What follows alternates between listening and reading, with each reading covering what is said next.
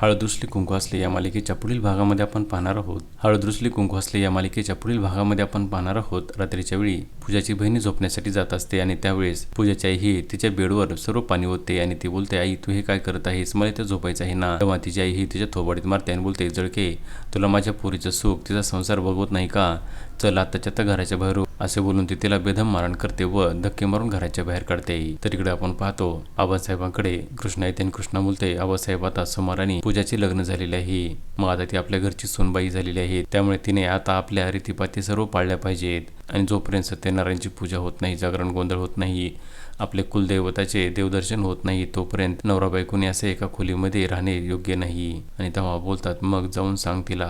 आणि तेव्हा कृष्णा देखील तयार होते. आता पुढे येणाऱ्या भागामध्ये बाळजाबाई, आबासाहेब आणि कृष्णा पूजाचा रांगडे पाटलाची सून म्हणून स्वीकार करणार का हे पाहणे अतिशय रंजक ठरणार आहे. हळद रुसली कुंकू असले या मालिकेचे सर्व अपडेट्स पाहण्यासाठी आमच्या चॅनलला लाईक करा, शेअर करा आणि सबस्क्राईब करायला विसरू नका.